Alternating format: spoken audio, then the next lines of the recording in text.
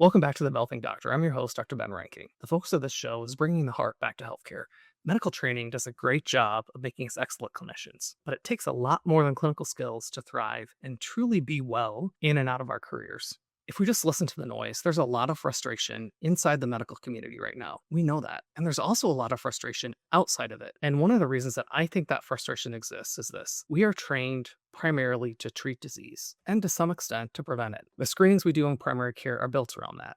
But there's a lot more to thriving and being well as a person than treating and preventing disease. In short, we're not really trained how to be well or how to help others be well. And many of us have a blind spot to that because we were trained to neglect the basics like eating and sleep and movement and regular schedules due to the rigor of our training. And we take that bias into the room with us and into our relationships outside of the clinic. Well-being has multiple dimensions. And part of why people are frustrated, both inside healthcare and outside of it, is that they're looking to physicians to help them to thrive across all of those dimensions. And honestly, none of us in healthcare in a 15-minute visit have time to do that. So before we get into today's conversation, I want to put something on the table. When I say well-being, here's what I mean. Well-being is not the absence of disease. It's not what shows up on a wellness brochure. Well-being is what thriving actually looks like. And that looks different for all of us across all the dimensions that make us human: physical, emotional, relational, and even, for lack of a better word, spiritual, or the part of us that needs meaning and purpose. Well-being isn't any one of those in isolation. It's all of them at once. And it's not a destination, it's a practice. So I wanted to bring someone on who thinks about this for a living and who comes at it from completely outside the medical system. Someone whose whole approach pushes back on the wellness as extreme discipline narrative, like the cold plunges or the perfect protocols and the regimented exercise regimen or the optimization spiral, and instead focuses on the small, consistent foundational habits that actually move the needle for real people living real lives.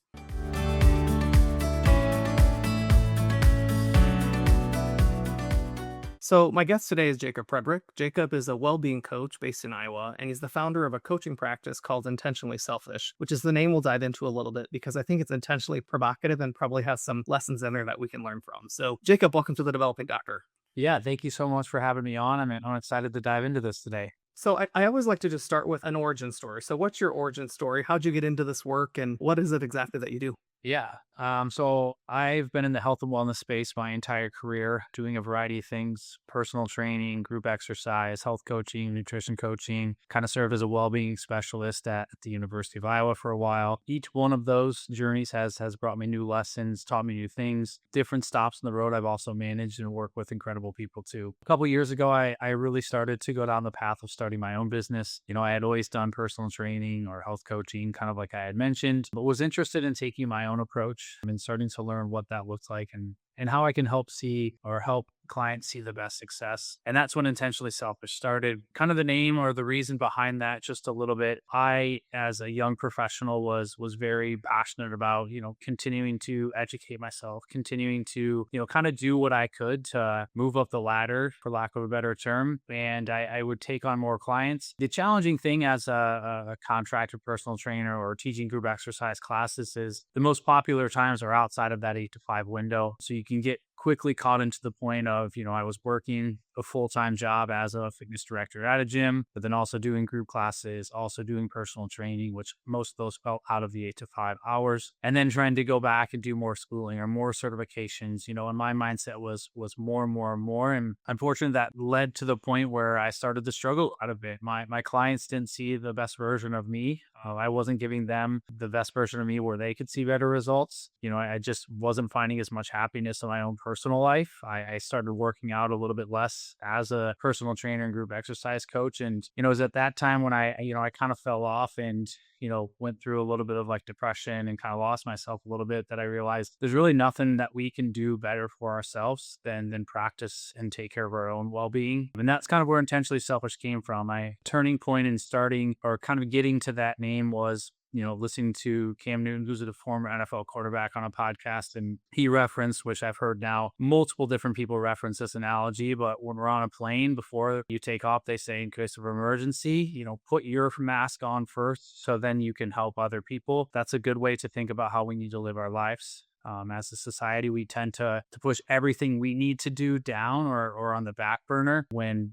taking care of ourselves makes us happier, more efficient, more productive. And I'm sure we'll talk about this more, but when life is its busiest, we need to be our best version of ourselves to succeed and thrive. And that's kind of where intentionally selfish was born. There's so many things you said there that I resonate with, and it's always interesting to me when I hear people who are in different fields, no matter what we're in. Some of the pain points are really similar, right? So wanting more autonomy, not having enough time in the day, being driven and pushing yourself to the point where, you just can't do it anymore, and you have to take a step back and kind of think, all right, how can I do this and take care of myself too? We hear the words wellness and well-being, and we hear take care of yourself a lot. So anyone who's gone to a resilience workshop hears those things. What does that actually mean to you? Like, what do those words mean?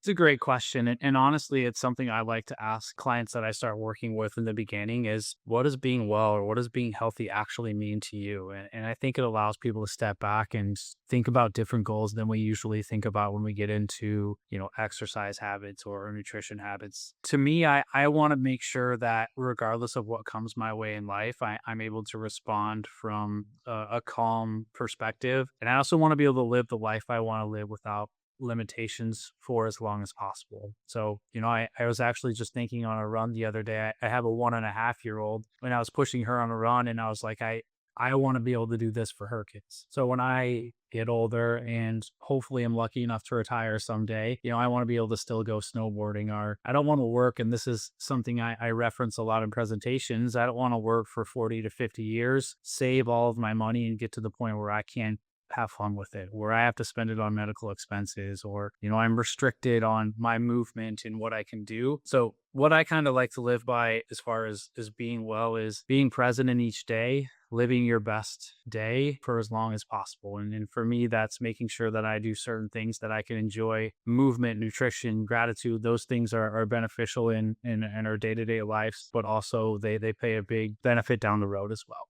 I like that perspective. I think what I heard you saying essentially is you want to be your best version of yourself now, but continue to be that best version of yourself, like indefinitely, like as long as you can. And one of the limitations I think when I hear people talking about health goals or fitness goals is it's a 6 week outcome or maybe a 6 month outcome, and then after that things start to fall off. So that longevity I think is really a hard part.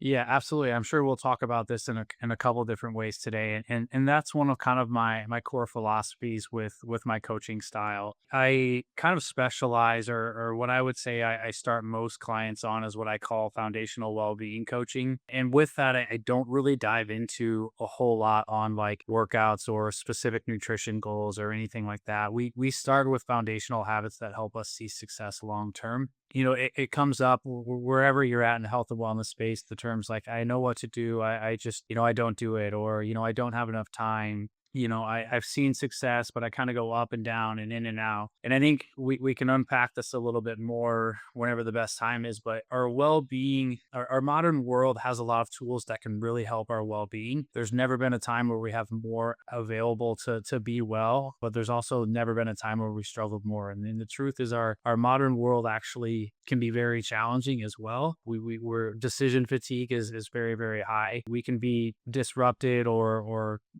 someone can reach out to us. We have kind of those disruptions all of the time. Temptations are as high as ever. Things like social media and any type of screen time. There's a lot of research and science coming out now where, scrolling on social media is not only just a negative from how much time it takes up in our day, but the dopamine spikes it provides also kill our motivation. It kills our desire to want to be able to do more. And what's the first thing we think of when we're, stressed or we're tired? It's like, oh, I just need to sit on the couch and watch Netflix, or I just need to scroll a little bit. And I think we just kind of got, down that road where that becomes the norm. And that hurts our longevity. And I apologize, I'm going a little off topic now, but like I was kind of mentioning the longevity piece and seeing success long term. I like to start with clients and talk about, well-being non-negotiable. And I really dive deep into empowering clients how to see success and then provide resources long term. Personal training, health coaching, those type of things are an investment. And I want to set them up and empower them. We're all different. Our paths to success are all going to look different. And we have to be willing to continuously reflect, change, and adapt to what's changing in our world. Because what works right now for me is not what worked 2-3 years ago. And what works right now for me might be different in 3 months. So my approach is to, help people kind of find those foundational skills that can empower them to see long-term success. And then we kind of still continue to provide resources, education, accountability, structure for them to see success, but it's at a little bit lower touch point than when we first started coaching. Yeah, I think, yeah, it's just kind of providing those tools that people need to be successful, it sounds like. And I wanted to maybe touch on that a little bit, and also the social media comment you made. I think you're exactly right. People are relying on some of these modern conveniences and things that are available in the modern world to get their information. There are lots of health influencers and wellness experts who are online. Are there things that you think those people get right, that draws people in? Like, what is correct about the information that's online, and then where does it go wrong?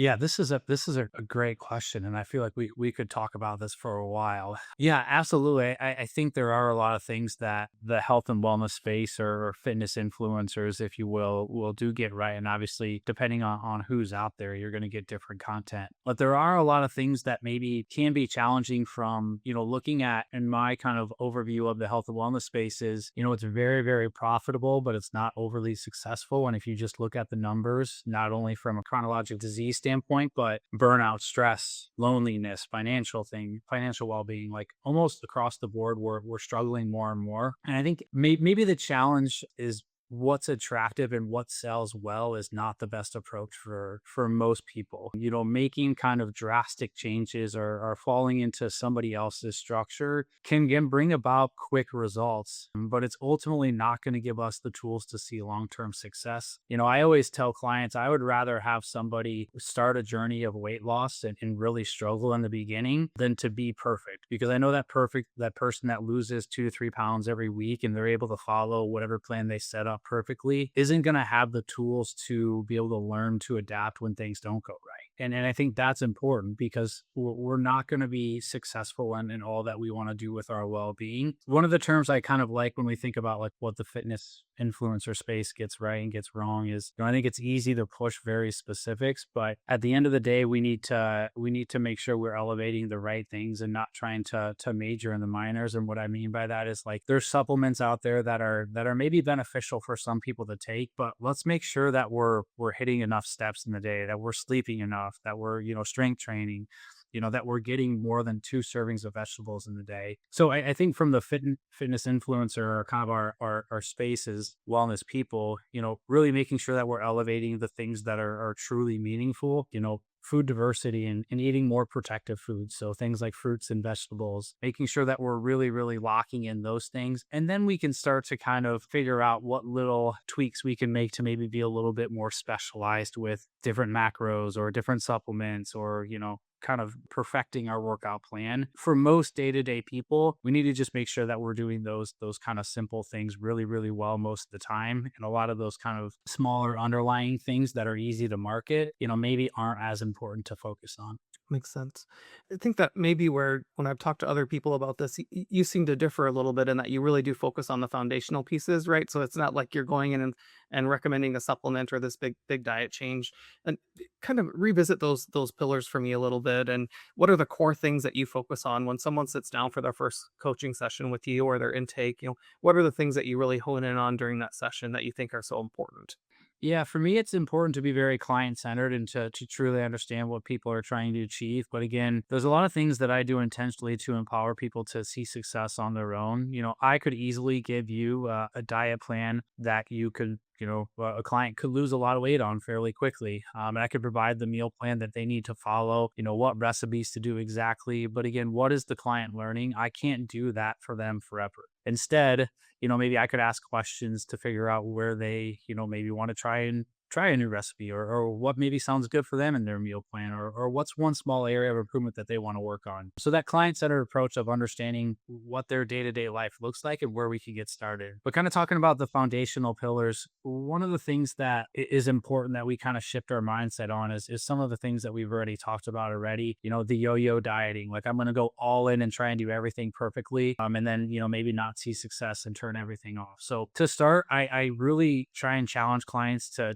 do a 5 to minute check-in every day and reflect on a couple different things. One, what are a couple things that we're grateful for? What are a couple things that we're proud of? And then what's one thing that we could do, or what does being well look like in the next 24 hours? And again, I mentioned I'm kind of intentional in what that looks like. There's research that shows if we spend a little time journaling and writing those things down, it can rewire the way we think a little bit. If we practice gratitude daily, we find more positives in our life. If we think about what we're doing well, then always what we're doing wrong, which everyone always says, I'm my own worst enemy. We're negative most of the time in our own head. When we can start to slowly change those things, it doesn't matter what nutrition or workout plan we're following, we're going to see a little bit more success with that. And that's why I call those foundational habits, or where I like to start with clients. If we're able to really kind of build those, then when we start to make our nutrition changes, then when we start to make our exercise changes, we're going to see more success with those. And that's kind of the pillar of long-term success. One of my favorite lines from a TED talk is, it's never been a knowledge deficit that people have had, it's a behavior deficit. So me just giving somebody a meal plan is not going to change that behavior deficit. But if we can dive into those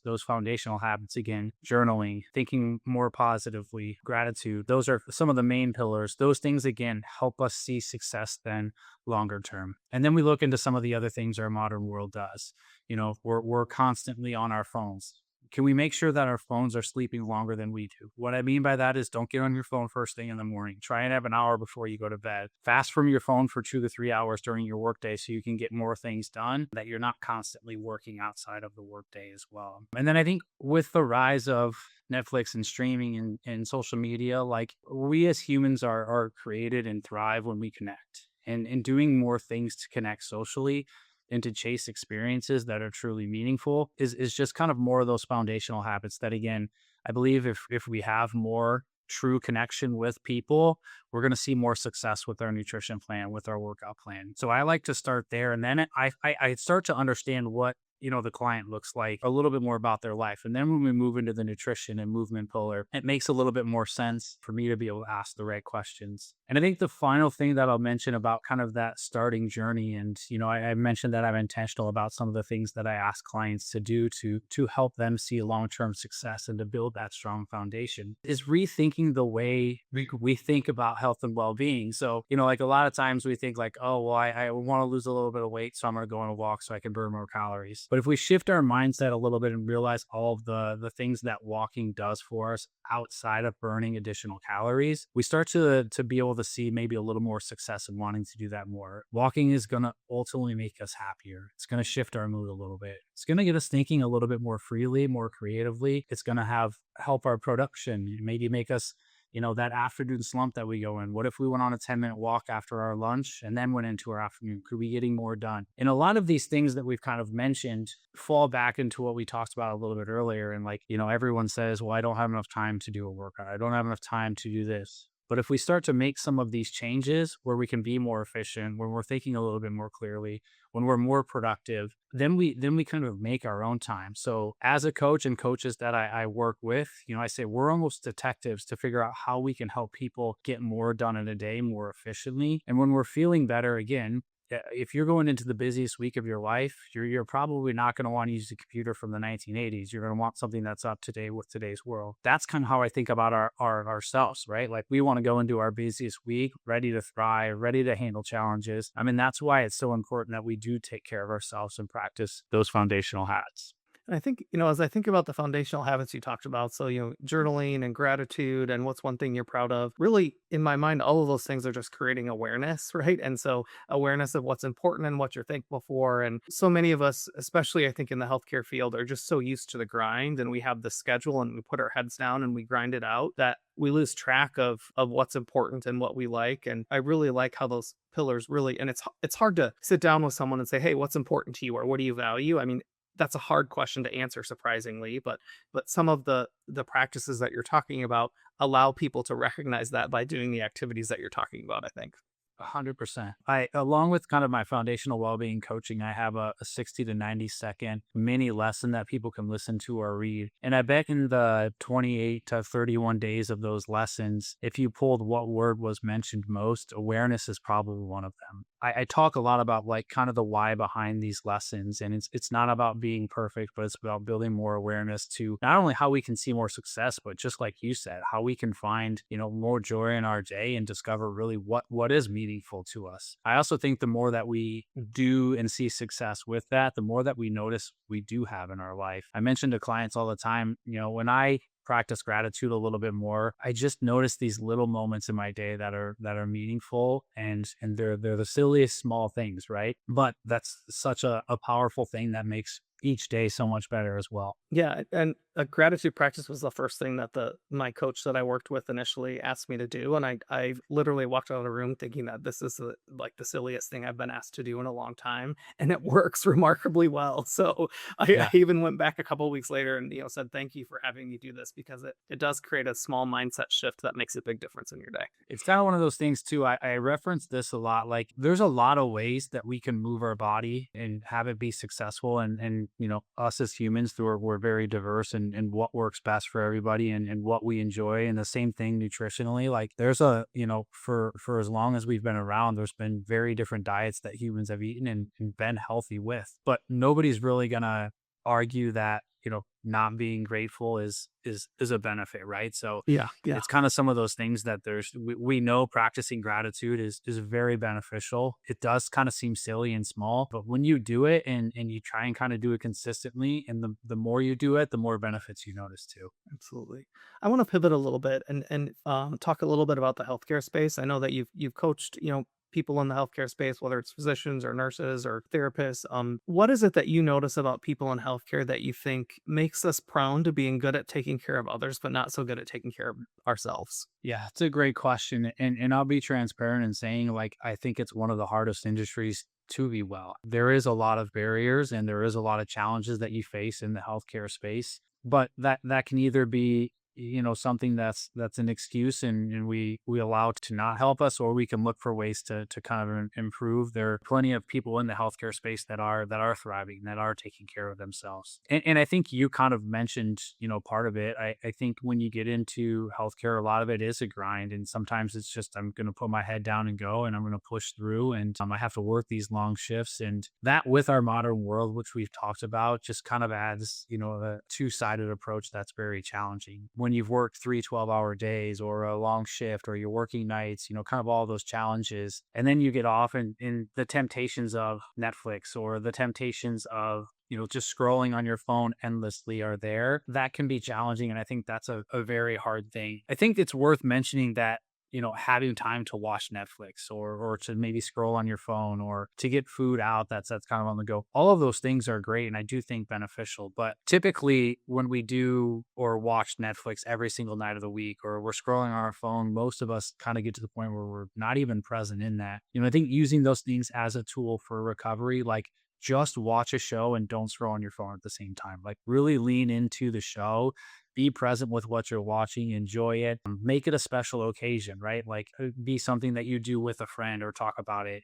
And then try and remove yourself from that at times as well. Those are definitely some of the challenges that you can face in the healthcare space. But I think what we've talked about a little bit can help as well. And not trying to say like I have been struggling a little bit, like I need to go join a gym that I'm going to go to 5 days a week and I need to completely change everything that I'm eating. Like find those small steps that work for you. I think one of the best things that you can do to see long-term success in health and well-being, or having one time during the week that you're doing a reflection on, what's serving you well right now in your life. What are you proud of? What are you grateful for? And then what does the upcoming week look like? Where do you want to focus a little bit more attention? And that doesn't always have to be centered around workouts or movement or nutrition. Maybe it's I am struggling a little bit right now. I really want to try and make sure I connect with somebody that, I love or is close to me every day. Or I really want to make sure that I get out and see a friend. Those type of things can kind of help us in those harder times.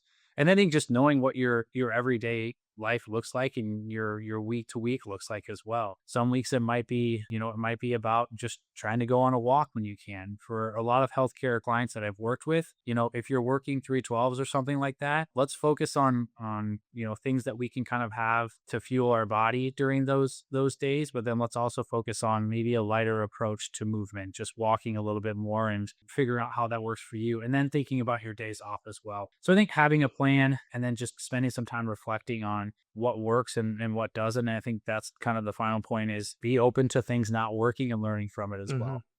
Yeah, I think that's such great advice. And again, so many things that you said resonated with me. And I used to have this mindset that for me to work out and to move in a way that counted, by the end of the workout, I needed to be drenched in sweat and like a puddle on the gym floor kind of thing.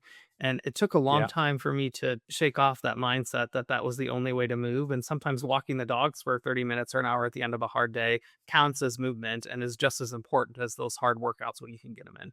Yeah, and you could argue that at times that those are more important as well. What we know now is our body can't constantly be stressed and under pressure. So if we have done, 3 really, really hard days of work and our stress is really high, like going on a walk without consuming, and what I mean by that is just not listening to anything, have your phone with you if that's important to be safe, but just allow your mind to be free and to get outside and to walk. Day one after, I keep referencing 312s because that's a challenging schedule for a lot of healthcare people. But, you work 312s, don't think you have to do a super intense workout that next day. Maybe the next day is centered around getting outside and getting natural sunlight, going on a walk, stepping away from consuming so much. And then maybe your second day off is where you get into a little bit more intense workout. And again, I think that's where being the detective in our own lives and understanding what works best for us and being open to having things not work and learn from it is important too.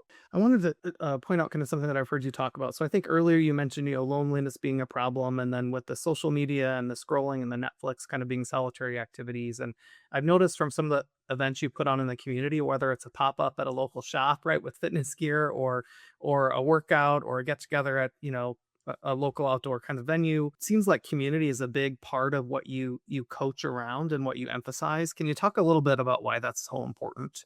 Yeah, absolutely. And it's kind of a couple different things. One, for me personally, like I feel like I've always been a connector and I value meeting new people. I value time with people in my life, but again, also meeting new people and learning from them. And so that's important to me. It kind of always has been. And I'm very blessed to have incredible people that have come into my life that I have learned from, that I have leaned on, that have supported me. And I know that getting together with them, I always feel better afterwards. And I'll go back to when I was, kind of younger and climbing the ladder, as I kind of said, like I knew what the next 3 certifications I were going to take or what I wanted to do and how many more clients I wanted to take on. And I realized at one point that I had some friends that were, doing something multiple days of the week, like getting together with friends. And I'm like, gosh, how do they do this with the kind of the busy world that we live in? And at that point, I realized like when I started to see people more that are meaningful in my life and I started to have community, I got more done. I was better at my job. I was better to be around. I was a happier person. And I've always tried to, then continue to educate kind of on the need for social connection and how important it is in our life. And that's why I love doing some of these kind of like pop-up workouts or, different things in the community where maybe it is a workout with, a dinner or a connect afterwards, because it is important that we're getting out in connecting with people, and our world is very, very busy today. It can be very easy to always, and Netflix is always going to sound great, social media is always going to sound great, but typically when we go talk to that friend or we go out and meet somebody, it's kind of that same thing with a workout and going on a walk, right? It's always like, gosh, I'm so glad, I feel so much better now that I did that. So those are, obviously there's a lot of research behind the power of social connection, and it goes back to my kind of foundational habits that I talk about. But I've kind of had some personal examples of the benefits of what that means for me. So I always try to provide, if I'm going to be an educator on the need for social connection, like I also want to provide opportunities to do so. And I know other fitness people are passionate about that, but it can be challenging, right? Because you put a lot of time into this event and not a lot of people come. So I think continuing to spread the message on the need for social connection and looking for fun, creative ways to do that is important. Yeah, I think,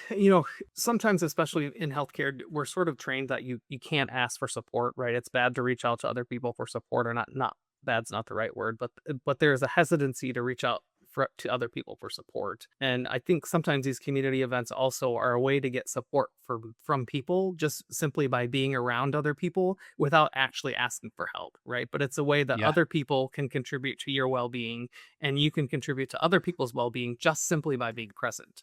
Yeah.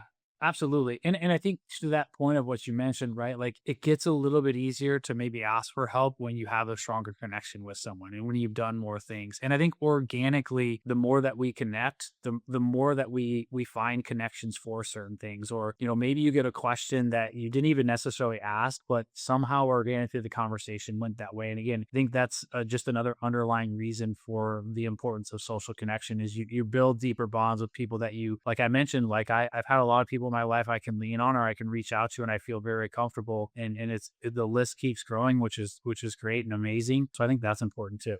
And what's, for a healthcare professional that's listening, or, someone in another field that's listening right now who maybe recognizes that perhaps they need to start establishing some community or changing how they think about their own well being, what's the first thing that they can do this week that maybe is a step in the right direction that will help them? Yeah, great question. I think a couple different things. One, and probably the easiest that fits for everyone. Think of someone that is meaningful in your life you haven't connected with in a while, or think of something that you love to do and just ask somebody else to do it. I would say of people in my life, like I'm the one that's going to ask to do things most of the time, whether it's meet up for to grab a beer or to go on a walk or to meet up at this kind of this running club, things like that. And a lot of times people say no, and that's great. I understand people's lives are very, very busy and it doesn't always work, but it's also not going to happen if you don't ask. So I think from the tip that can help everybody, think of somebody in your life you haven't connected with recently and see if they're in person, they want to meet up for a coffee or to go on a walk or to grab a drink.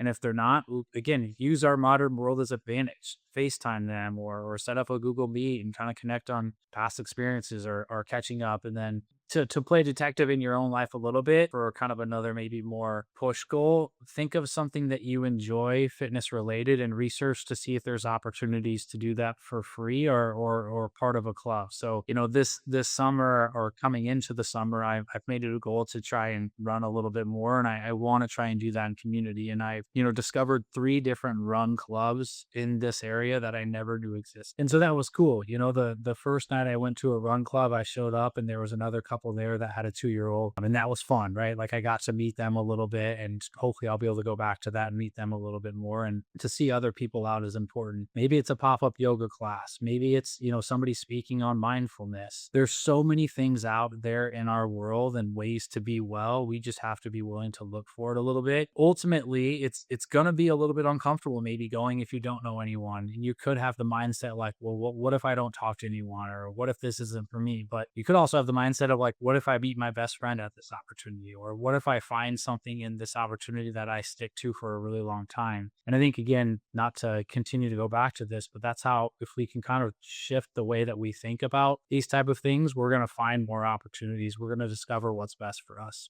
So, kind of coming full circle here, how does being intentionally selfish kind of come into this then? What does that mean when we're talking about all these things and how did you come up with that name? Yeah. So some of what I'll talk about, I kind of mentioned a little bit, but maybe dive a little bit more into it and kind of the hierarchy kind of goal behind it. I believe regardless of what you're doing in your life, you're going to be better off if you take care of yourself and if you prioritize your own well-being, whether you're a mom, an employee, a brother, a son, anything out there that we want to do, we're going to be better at. We're going to enjoy every part of it as well. So when we think about being intentionally selfish, I kind of reference that from a well-being perspective. So yes, going to work out for even 30 minutes is time away from your kid, but you're going to be more present with your kid when you get back. You're going to be more enjoyable to be around. You're also setting a great example for the people in your life as well. So when we do and take care of ourselves, we thrive more in each day. And kind of going back to your question of like, what does it mean to be well? What does well-being, kind of being healthy, all of that look like? And we kind of talked about, being able to be present and happy in each day. When we're intentionally selfish with our well-being, I think those things happen at a far greater rate. Yeah, I think that's great. And I think one of the hardest things really it comes down to setting boundaries, right? And setting boundaries for yourself so that you can take care of yourself and then you can take care of others after that. To kind of go along the lines of putting your oxygen mask on first, right? So Sorry, I'll add one more piece into that because what you said made me think of something there too. Is like when we think about that, figure out what a slow approach to that looks like. Like be okay with being intentionally selfish and practicing improved well being in a very slow approach. Think about something that you would like to to be able to do, and then try and do, the smallest part of that. So maybe I want to try and hit 10,000 steps and we're currently not anywhere close to that. Well, maybe it's just going on a 5-minute walk after dinner, or maybe it's just trying to practice gratitude to start my day. So I think that was important, as you said that too. That can be kind of an overwhelming thing to think about, is like, how do I do this? And I think the keeping in mind that we don't have to make every change right away. In fact, I would advise that probably not the best approach. So taking those small steps and again, continuing to kind of learn how you then can incrementally add a little bit more. Yeah, that all or none mindset is hard to break, I think, in a lot of us, especially for physicians and people in the healthcare space. It's we tend Yeah, to think of things in the extreme. Yeah. absolutely. So how can people work with you? I'm sure someone heard you talking and resonated with what you said, just like I did as you were speaking. And so where can they find you and work with you? Yeah, absolutely. So I advise people to set up a discovery session with me if you're interested in more of what I do, kind of more of some of the things that I've talked about. I always offer a free discovery session so I can better understand what each individual is looking for, what might be most beneficial. While I talked about foundational well-being coaching being a great starting point for a lot of people, there are different prescriptions that I kind of give, or different coaching. I do one-on-one personal training. I do just fitness coaching or just nutrition coaching. So that discovery session allows me to better understand what I can do to best serve each client. Be sure to follow like intentionally.selfish on social media. I always have different things going up there. And again, scheduling a free discovery session with me is a great way to kind of get started. I'm also happy to have my email. It's Jacob at pthfndrwellbeing.com. And maybe you can include that in the show notes. But reach out to me, ask lots of questions, or send me a direct message on Intentionally Selfish, and I'd love to connect a little more. Yeah, you bet. So it sounds like find you on social media and email is the best place to initially connect. Great. Well, I really appreciate your time today. This has been a conversation that I think is needed for those of us in healthcare and just for the modern world in general. And that's it for this episode of The Developing Doctor. If something in this conversation hit home, I'd ask one thing of you. Don't just listen and move on. Pick one tiny piece, as Jacob kind of talked about, the one habit, the one conversation, the one small step that you can take and just give it a try. Well being is built by the small things we practice when nobody's watching. And if today's conversation was meaningful for you, someone else in your life might benefit from it too. So please share this with them. That's the fastest way to help the show grow. With that, I invite you to be just a little bit intentionally selfish in your day.